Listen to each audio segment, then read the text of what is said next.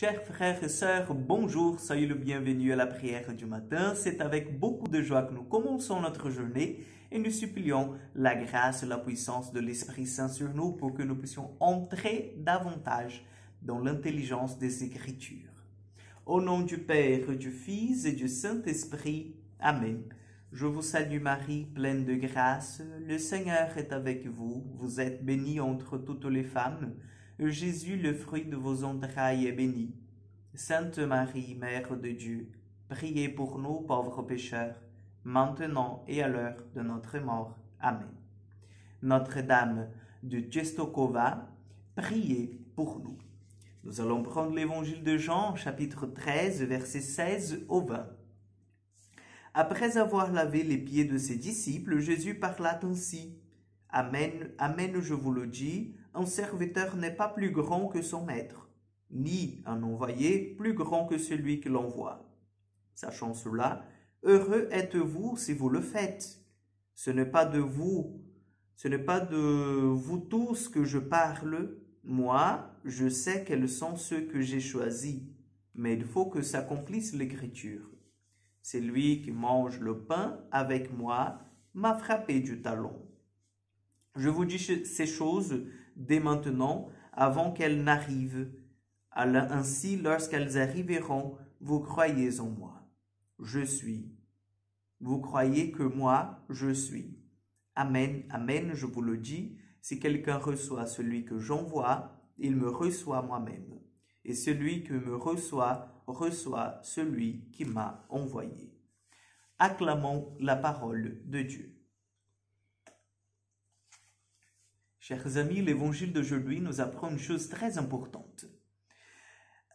Il n'existe pas dans l'Église une nouvelle mission. Je m'explique.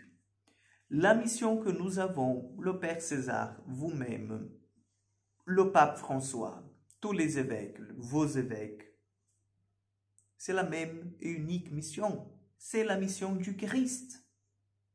Nous comprenons cela aujourd'hui lorsque nous avons bien entendu, si quelqu'un reçoit celui que j'envoie, il me reçoit moi-même. Et celui que me reçoit, reçoit celui que m'a envoyé. Vous voyez? Donc nous n'avons qu'un seul, en fait, principe de la mission, si nous pouvons dire. Nous n'avons qu'un seul qui envoie, que c'est le Père. Le Père envoie le Fils. Le Fils fait, en fait, communique ce que le Père il veut dire aux hommes.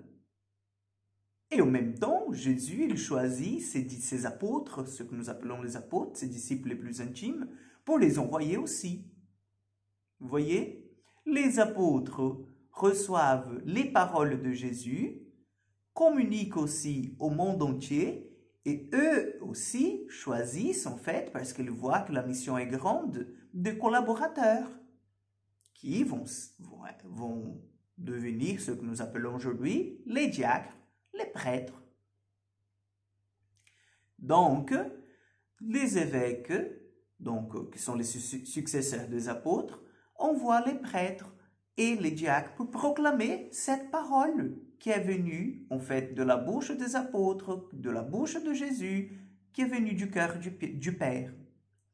Et les prêtres aussi, chacun dans leur paroisse, en fait, choisissent de laïcs. Ils les mandatent, c'est-à-dire leur donnent la mission au nom de l'Église aussi de travailler dans un service pastoral, c'est-à-dire la pastorale du baptême, préparation du mariage, la pastorale en fait du fleurissement, la pastorale du nettoyage, la pastorale du secrétariat, la pastorale de l'accueil. Il y a en fait plusieurs sortes de pastorales en fait que les laïcs sont mandatés, que reçoivent la mission, mais la mission, si on la résume, c'est la même mission du Christ. C'est que là où nous travaillons, nous annoncions en fait l'amour du Seigneur, l'amour salvifique de Dieu. Vous voyez, donc il n'y a pas de mission différente ou de nouvelles missions qui sont inventées au cours des siècles. Non, c'est l'unique même mission. En fait, aimer à Dieu sur toutes les choses et le prochain comme nous-mêmes, selon l'amour du Christ. C'est la mission que le Seigneur nous a laissée, c'est le message qu'il faut que nous communiquons par nos paroles, nos gestes et par nos différents services dans nos paroisses, dans nos diocèses. Vous voyez? Donc, c'est pour ça que nous comprenons que quand on reçoit un envoyé du Père, de Jésus, on reçoit Jésus lui-même et le Père aussi. Parce que cet envoyé-là, il ne vient pas avec sa mission propre, mais il vient avec la mission divine, la mission du Père, la mission qui a été confiée, en fait, par Jésus et ses apôtres. Donc, supplions au Seigneur qu'il nous donne la grâce de la fidélité, de la persévérance et surtout d'un bon accueil de la mission qu'il nous donne. Amen.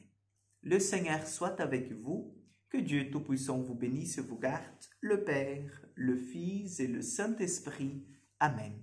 Que Dieu soit toujours à vos côtés. Bonne journée et à demain pour encore une prière du matin.